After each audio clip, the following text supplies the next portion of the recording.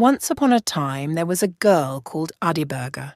She was very beautiful, and everybody loved her. Adiberga's father was dead, and she lived with her mother and her 4 older brothers.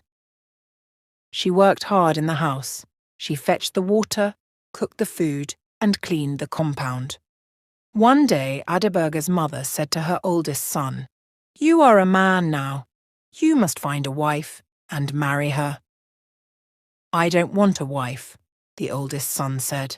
"My sister, Adiberga, looks after me." The next day, Adiberga's mother said, "Please, my son, don't wait any longer. Go out and look for a wife." "Where can I find a wife?" her son answered her. "My sister, Adiberga, is the most beautiful girl in the world. Where can I find a girl like her?" A week later, his mother said to him, "Have you looked for a wife yet? Have you found a girl?"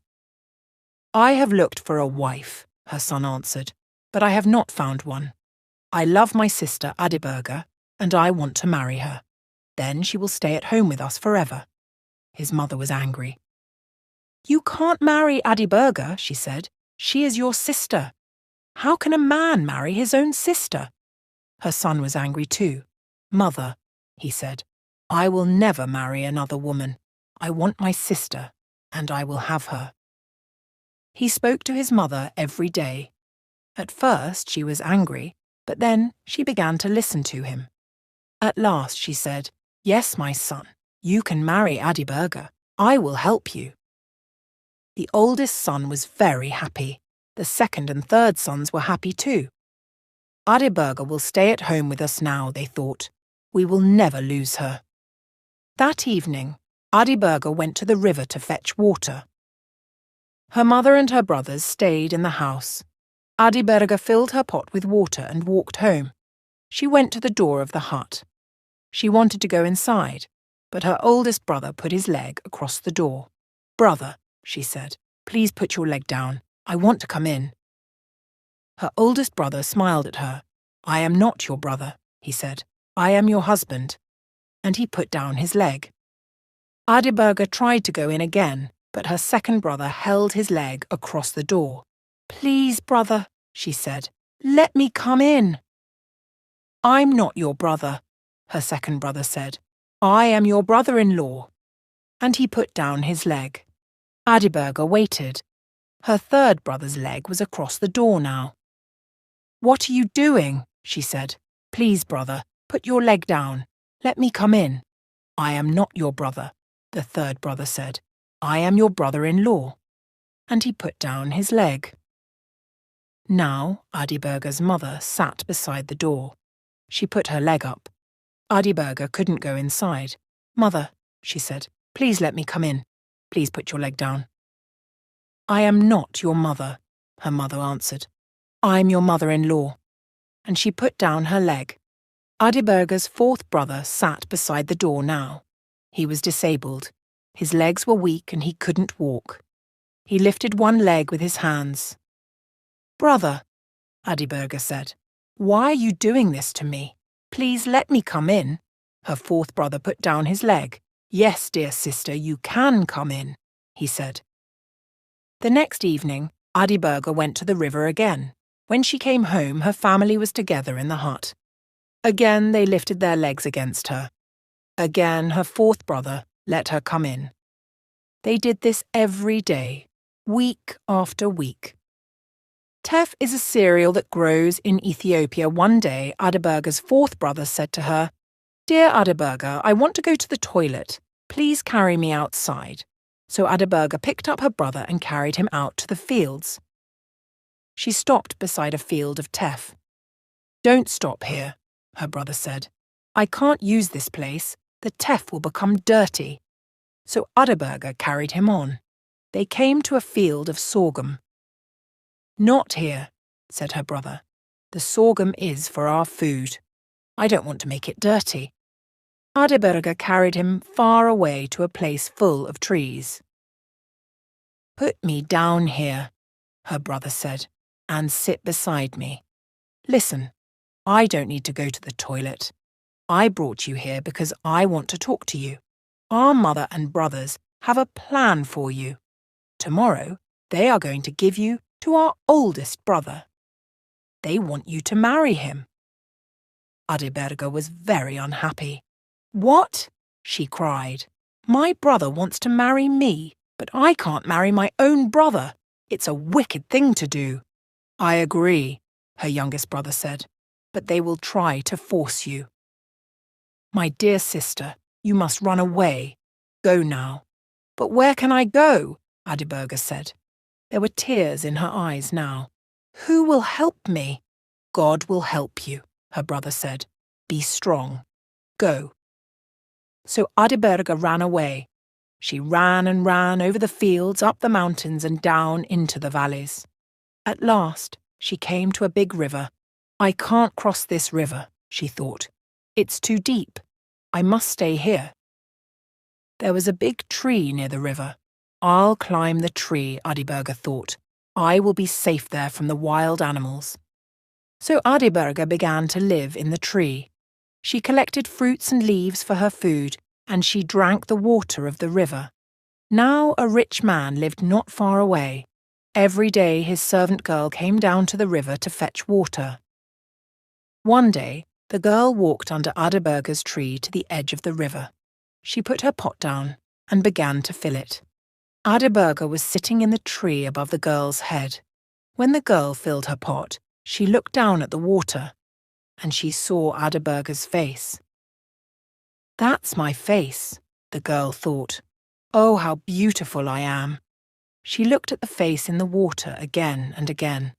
"That is not the face of a servant girl," she thought. "It's the face of a princess. I'm not going to be a servant any more. I'm going to find a rich man to marry me." She dropped her pot on the ground and it broke. "It doesn't matter," the girl said. "It was just an old water pot. I don't need it now. I'm beautiful. I'm going to be a princess." She ran back to the rich man's house, but before she reached it, she began to think. "I broke my master's pot," she thought, "and he is waiting for his bath. He will be angry with me. I must take another pot and go to the river again."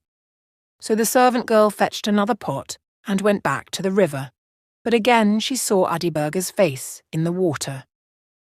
"It's true," she cried. "I am the most beautiful girl in the world." She dropped the second pot, and it broke too. Then Adeberga spat on the girl from the tree. The girl looked up and saw her. "Oh," she said, "I am not beautiful at all. The face in the water was not mine. It belongs to the girl in the tree. I will tell my master. I have broken 2 of his pots, but when he sees this girl, he will not be angry with me." So the servant girl ran home to her master. "Master," she said, "I saw a girl in a tree beside the river today. She was as beautiful as St. Mary. She is the most beautiful girl in the world. I was very surprised, and I broke your water pots." "Don't worry about the water pots," the rich man said. "Where is this girl? I want to see her." "Come to the river with me," the girl said. "I will show you." So the rich man followed the girl to the river. He stood under the tree and looked up. He saw Adeberga. "My servant was right," he thought. "This is the most beautiful girl in the world, and I want to marry her." "Beautiful girl," he said, "why are you hiding in the tree? Have you done something wicked? Does your family want to punish you?" Adeberga didn't answer. She said nothing. The rich man turned to his servant. "Go back to my house," he said. "Bring me my spear and 2 carpets." The girl ran home. She came back again quickly with the carpets and the spear. The rich man stood the spear in the ground. The sharp point of it was below Adeberga. He put 1 carpet on one side of the spear and the other carpet on the other side. Then he spoke to Adeberga. "Jump down from the tree," he said. "Perhaps you are a bad girl. Perhaps you did something wrong and your family is angry with you. Is that why you ran away? Is that why you are hiding up there in the tree? If that is the reason, you will fall on the spear. But perhaps you are a good girl. Perhaps someone tried to hurt you. and you ran away to save your life. Is that why you are hiding in the tree? If that is the reason, you will fall on the carpet." So Adeberga jumped down from the tree. She fell on the carpet, and the rich man picked her up. "Marry me," he said. So Adeberga married him. Now a new life began for Adeberga. She was the wife of a rich man. She lived in a big house, and she had many servants. She forgot about her mother and her brothers. She was happy. But Adeberga's fourth brother did not forget his sister. He left his mother's house, and he began to travel everywhere. He was looking for Adeberga. It was very hard for Adeberga's brother. He could not use his legs, but only his arms. He needed other people to help him. One day, he came to the rich man's house. He sat outside, under a tree. Adeberga's servants saw him. They ran to Adeberga. "There is a man outside your house under the tree," they said. "His face is like your face. His eyes and his nose, his mouth and his hair, they are all like yours. Is he a relative? Does he come from your family?" "I have no relatives," Adeberga said. "I have only one brother, and he is disabled. Go and look at the man again. If he is disabled and cannot walk, come and tell me." The servants hurried out to the tree again. Soon they came back to Adeberga. "He looks like you," they all said. "His hair, his eyes, his teeth." "But is he disabled?" Adeberga said. "Can he walk?" Her servants looked at each other. "We don't know," they said at last. "He was sitting on the ground. We didn't see his legs." "I will see him myself," Adeberga said. Her servants put carpets down on the ground for her, and Adeberga walked outside. She went to the tree and saw her brother. She was very happy. She ran to him and kissed him. "Oh, my dear, dear brother," she said. "Come into the house. You are tired and hungry. You must rest, and I will make a delicious meal for you to eat." She took her brother inside. She washed his feet and gave him the finest food to eat and tej to drink. Her brother finished his meal at last. "Now," said Adeberga, "you must listen to me. My husband is not here tonight, but he will come home tomorrow. He is a good man, but he likes to trick people. Ask if you can help him. He will say something strange. Perhaps he will say, 'Kill my cattle.' Don't do it. Look after the cattle for him. Or perhaps he will say, 'Take my cattle to the desert. Don't let them drink water. Then you must take them to the river and let them eat and drink.' Listen carefully to his words and do the opposite." The next day, Adeberga's husband came home. "My brother is here," Adeberga said. "He wants to help you." "Ah," said her husband, "that is good. He can take the cattle up to the mountain and push them over the cliff." Adeberga's brother smiled at her. "Good," he said. "I will do that." The next morning, he went out with the rich man's herdsmen. He took the cattle to the valley, and they ate the good green grass. That evening, the rich man was happy with his brother-in-law. He went to his box and took out some hairs from a sheep, some hairs from a goat, some hairs from a cow, a mule, and a horse. He put them in a sack and gave them to Adeberga's brother. He gave him a stick, too. "Go home," he said. "Take this sack with you. When you reach your house, beat the sack with the stick. Goodbye, dear brother. May God go with you," Adeberga said. So Adeberga's brother went home. When he arrived, he stood outside the hut. He took out the sack and beat it with the stick. At once, hundreds of sheep and goats, cows, mules and horses ran out of it. He looked at them and laughed. He was very happy. "I am a rich man now," he thought. "Thank you, dear brother-in-law." His brothers heard the noise of all the animals. They came out of their hut. "What happened to you?" they said to the fourth brother. "Where did you go and where did you get all these animals?" "I went to find our sister," the fourth brother said. "She has married a rich man." He gave all these animals to me." The oldest brother was not happy. "My youngest brother is rich and I am poor," he thought. "I will go to my brother-in-law. He will give me sheep and goats, cows, mules and horses, and I will be rich too." So the eldest brother went off to find Adiberga. He came at last to her house and sat down under the tree. He called to her servants. "Find your mistress," he said to them. "Say to her, 'Your brother is here.'" The servants went to Adiberga. "Another of your brothers is here," they said to her. "He is sitting outside the house, under a tree."